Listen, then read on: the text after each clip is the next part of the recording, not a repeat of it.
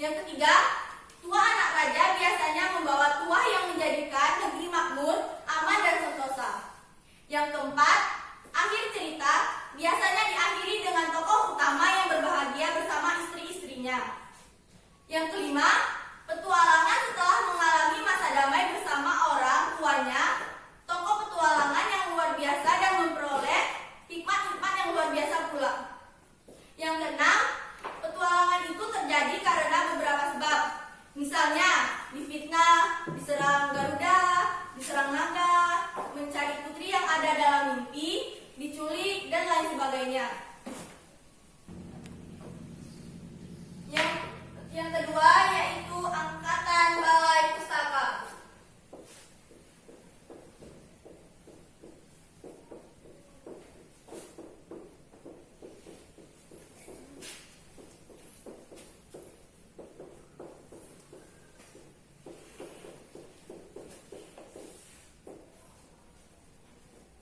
Siapa yang tahu Angkatan Balai Pustaka ini seperti apa? Baiklah, saya akan menjelaskan pengertian Balai Pustaka terlebih dahulu. Balai Pustaka sering dikenal dengan nama yang diberikan kepada pengarang yang dianggap sangat produktif menerbitkan karyanya oleh penerbit Balai Pustaka pada tahun 1920-an. Di antaranya yaitu Nur Sultan Iskandar, Abdul Muiz, Maral Busri, Muhammad Qasim, dan Meradi Siregar. Angkatan Balai Pustaka ini sering juga dinamakan Angkatan Siti Nurbaya karena novel Siti Nurbaya karya Maral Busri merupakan puncak karya sastra zaman itu. Novel Siti Nurbaya menampilkan kritik tajam terhadap adat istiadat dan tradisi yang kaku. Tujuan Balai Pustaka untuk mencerdaskan bangsa sejalan dengan tujuan ketransmigrasian dalam rangka menikmatkan kesejahteraan transmigran dan masyarakat sekitar, pembangunan daerah dan kesatuan bangsa.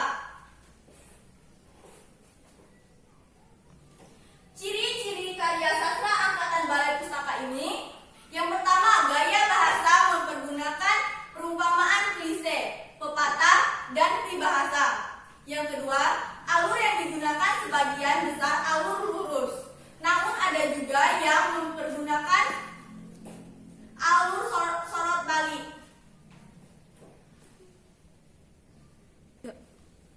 Misalnya, azab dan sengsara, dan di bawah lingkungan Ka'bah.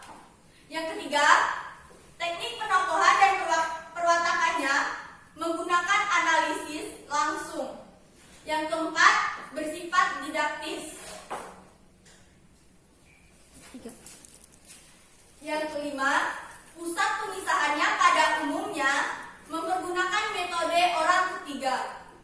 Yang keenam, banyak sisipan-sisipan peristiwa yang tidak langsung berhubungan dengan inti cerita. Yang ketujuh, bercorak romantis. Yang kedelapan, latar cerita pada umumnya latar daerah, pedesaan, dan kehidupan daerah. Yang kesembilan, permasalahan adat. Ini sering terjadi di sekitar adat-adat lingkungan kita ya. Yang kesepuluh, pertentangan paham antara kaum tua dengan kaum muda. Yang kesebelas, cerita bermain pada zaman anta berantah. Yang ke-12, cita-cita kebangsaan belum dipermasalahkan, masalah masih bersifat kedaerahan.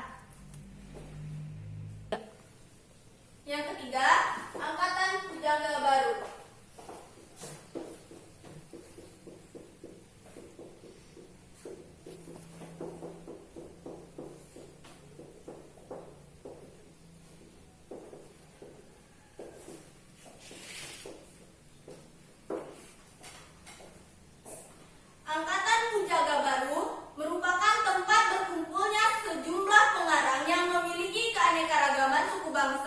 agama, kepercayaan yang terbesar di seluruh Indonesia.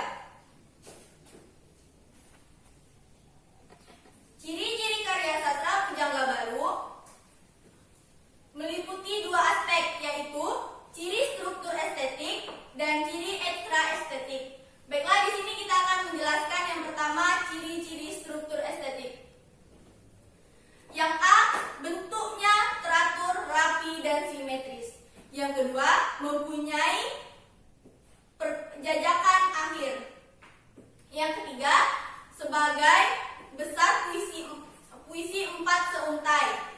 Yang keempat, tiap gatranya umumnya terdiri atas 2 kata.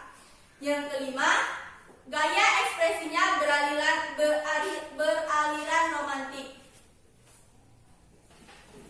Yang kedua, ciri-ciri struktur ekstra estetik. Yang A, bersangkut paut dengan kehidupan masyarakat. Yang B, ide nasionalisme dan cita-cita banyak mengisi sajak pujangga baru. Yang C, ide keagamaannya sangat menonjol. Yang D, sifat didaktis masih sangat kuat.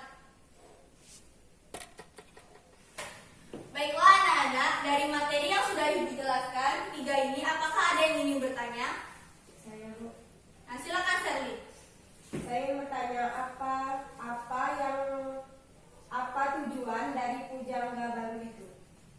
Oh, tujuan dari pujangga baru ya? Baiklah, saya akan menjelaskannya. Tujuan pujangga baru untuk mengetahui tentang angkatan 30-an atau angkatan pujangga baru. Biasanya ciri-ciri karya sastranya periode pujangga baru, angkatan 30-an dan tokoh-tokoh pujangga baru, serta hasil karyanya. Baiklah, Kakak Sherly paham? Baiklah anak-anak, mungkin ini saja yang bisa Ibu sampaikan. Sekian materi hari ini, Ibu tutup. Wassalamualaikum warahmatullahi wabarakatuh.